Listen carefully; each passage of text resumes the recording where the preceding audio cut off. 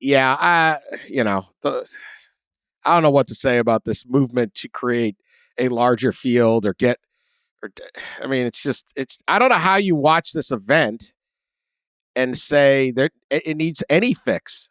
Maybe some better committee work or something. But, I mean, look what happened. We had this exciting tournament that CBS is putting out, this rating's the highest in years or whatever. And maybe it is, maybe it isn't. They can work it. Gambling, I think, is part of it. But highly entertaining 4 days, all these dramatic stories, all these great stories. And, I saw this note, Greg Campy, between the victory on Thursday night and the tip on Saturday, or just on Friday, basically, he did 30 media interviews.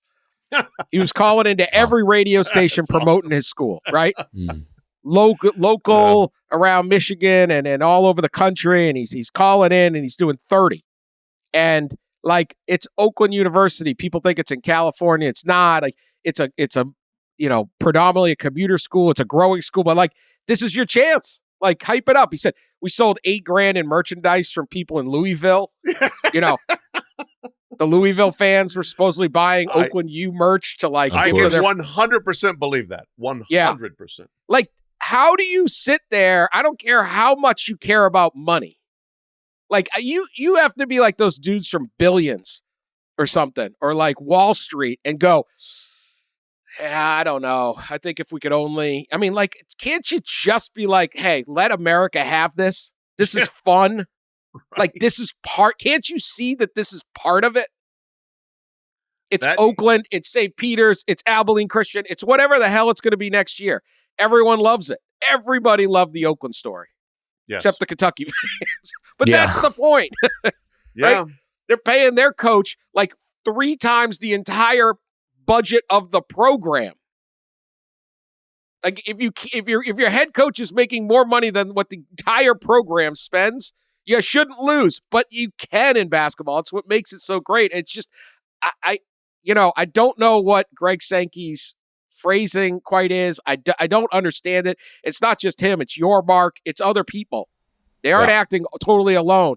But my God, get your head out of the books. Stop chasing every nickel and every advantage. Just be like, you know what? I get to work in an industry that produces this. Mm-hmm. Yeah. I get to be part of this. Yeah. I need to be a steward for this. This is America's tournament. It doesn't belong to you. It doesn't even belong to the NCAA. It belongs to all of us. I know that's not, somebody owns the damn thing, but it's too great to mess up just so you can get some perceived advantage of one more team in. Maybe we get one more unit. I couldn't agree more. How you could watch what we watched and say, now let's change it, just defies any sort of logic or enjoyment of the actual event. Do you really just not even enjoy it? And so you just look at it. Do you have joy in your life? Do you have any joy in your life? You just sit there and go, wait, there's a square spot over there on that baseline. We could sell an ad. Yeah. Look like a NASCAR out there or something. I don't know. Reduce it all to an accounting question. Okay, but man, you're missing out. Man. I know, Sankey, obviously, because of his most recent comments, has been the focal point. But as Dan said earlier, this is something I think all 4 of the Power 4 commissioners believe, right? And Brett Yormark and Jim Phillips made that pretty clear in a story we published 2 months ago, that they think that it should be reevaluated and expanded in some degree. So they all believe it. And you wonder, I don't know if it's the social media, Twitter echo chamber, or if the vast majority, of fans believe that it should remain as is. But man, the pushback we've seen on this issue is similar to the pushback we saw on some of the first CFP kind of suggestions from especially the Power 2, of whether it's the guarantee buy or the multiple AQs. Man, it's just the fans of college athletics have risen up, it feels like. Good. And again, I don't know if that's Twitter echo chamber or not, but it sure is loud the last few weeks on all this stuff. Listen to it.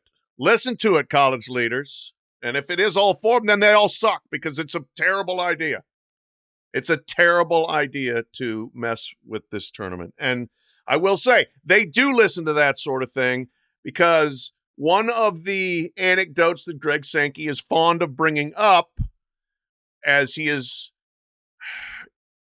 touting himself, and rightfully touting himself for not giving up on playing football in 2020. Mm-hmm. But one of the things he said, you go back and they did a study of like a word cloud thing of when they announced that they are going to go forward with the season. And like the biggest words were hope and thank you and optimism and stuff. So if you're studying feedback, study this feedback too and listen to it. Yeah, I just think I went and watched the first round with my dad up in Massachusetts, and you'd be shocked to learn we were at a establishment. Yeah, we were at an establishment. Had sandwiches and stuff. Captain Flagging down in Marshfield, Mass. Took care of us. So the whole place is full, and it's the excuse to be able to go and drink during the day, and the whole place is whooping and screaming when it gets any higher seed. This is not college basketball mecca. Most of these people probably didn't watch a whole lot of games all year. We're not in Lexington, we're not in Lawrence, we're not in the Triangle. It's a pro sports area, and everyone's going crazy for this thing. And it's just and then you come, like you said, your wife's asking about it. A couple of years ago, my wife got totally into the St. Peter's story. Like you have this magical thing, and you're trying to change it. It's like certain sports have things that make sense that maybe they don't make sense, but this is what they are. It's like you don't go to horse race and say instead of a Triple Crown, let's have a best of 7. You don't say, the Stanley Cup, that trophy's kind of weird.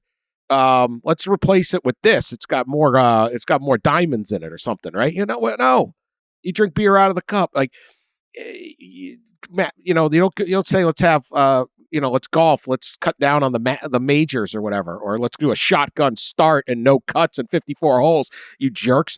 Actually, they do that. And look how nice it's going. But an aside, you have this magical thing, and like, yeah, you'd have like Jim Boeheim or something whine about how he should have gotten in more years. Let's expand it, whatever. It's Boeheim. Like, you guys, like, please don't mess with this thing.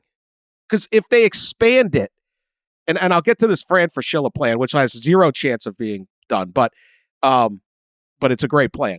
They expand it, they will have more of the play-in rounds will be Oakland U against another, what were they, a 14 seed? Yeah. Mm-hmm. And there's one less Oakland U in the getting their chance against Kentucky. Mm-hmm. There's one less chance. Actually, there'll be a whole bunch of less chances. So they're expanding. It's going, just expanding it. Indiana State could have got in. Yeah, Indiana State could have got in. They would have played Oakland. And so only one of them really would have got in. Right. And that's what they're trying to do. And they're trying to ruin the fabric of this thing. And again, just for once, sit back and go, God, I can't believe I can be one of the stewards of this incredible event. This incredible, purely American event, and I'm not going to mess it up based on whatever the hell your reasoning is, which it just isn't there. Well, I mean, I think the main crux of the reasoning goes back to conference expansion, and it's you have a 16, 18 team league, and you want to fight to try to get access for such a big group, more access for such a big group. It's the same reasoning with the CFP situations and the multiple AQs. They should be able to get the same number in. They just took other power. Like they should be able to get the same number in. There's not more power conference teams. There's 2 more power conference teams now than there were before expansion. The Big 12 added 4 teams. 5, I guess. 5? No, maybe 5. 4. Well, 5 counting if you SMU count went SMU. If you count and SMU, then they lost there will 2. be 5. And then Washington State and Oregon State are out. Yeah. So they added 3 more teams. They just shuffled the deck, and now it's like a 3-card Monty. Well, wait a minute. Yeah. Let's have more 11s play 11s. Let's have more 14s play 14s. Yeah, that is. I don't know. That is a 3-card Monty trick. I don't know how. And again, straight face. The other thing. Well, the other fundamental flaw with the logic of that is that's a you problem. These conferences made those decisions. The Big Ten decided to go to that size. The SEC decided to go that size. The Big 12 decided to go to that size. Yep. Live with it. Yep. Live with it. No don't make that Duquesne's problem and Oakland's problem and Yale's problem and James Madison's problem. That's your problem that you created. Fran Fraschil's plan, if you go to 72, is the 16 teams that would have to play in the essentially the first 8. If you go to 72, you have a first 8 instead of a first 4. So there'd be 16 teams. Those 16 teams must be at-large teams. So you're not taking any conference champions shot away from playing in the real event. Right. And that should help. But again, if these people want to, they're grasping for every little advantage over poor old Oakland. Yeah. Are they really going to go for this? I think Fran Fraschil's plan, if we have to go to 72, they should do the Fran plan. Fran Fraschilla, right? But I have no faith in anyone who sits there and goes, yeah, I don't know about this. Yeah. Wait, and ratings again, are up. Oh, $8,000. People in Louisville are buying Oakland shirts. We don't want that.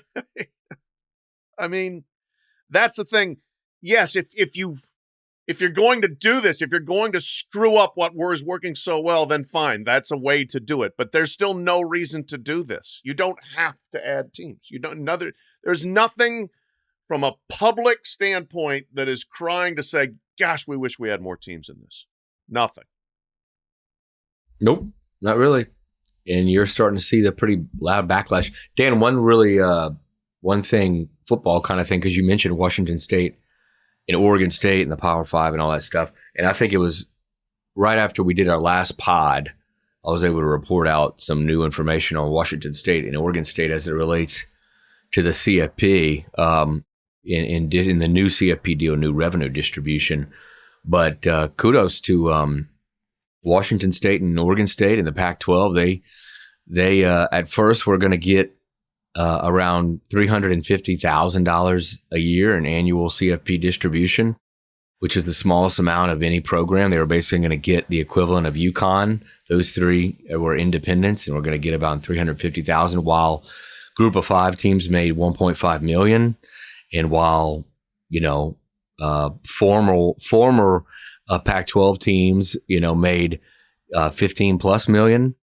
So it was a pretty big drop off, and they weren't happy with it, and they went back to the CFP before the deal was signed on Monday, and negotiated an amendment giving Oregon State and Washington State $3.6 million each now. So a huge jump, and an important one to note for the future. Those two teams still only about half of what they got in the Pac-12, but certainly more than the $350K, which did seem incredibly low.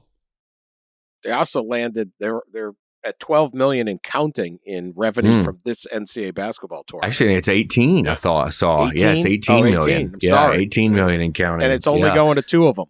Yeah, it's only going to 2 of them. Right. That's beautiful. Biggest Arizona fans are in Corvallis. There you go. Yeah. The Pac-12 started 6-0 in the tournament. They ended up, 3 teams are out, but Arizona's still in and still going. It's looking pretty good. They got a lot of money coming to them. Those 2 schools, right? They got the Rose Bowl contract, and they got all this NCAA tournament money, and it's there's a lot of money to do some interesting things there. They're like they're like the divorcee. Right, the guys are going for the trophy wife over in the Big Ten, and they're making them pay. You are paying. I mean, you are paying. They got a good divorce attorney, and they're just sticking it to them.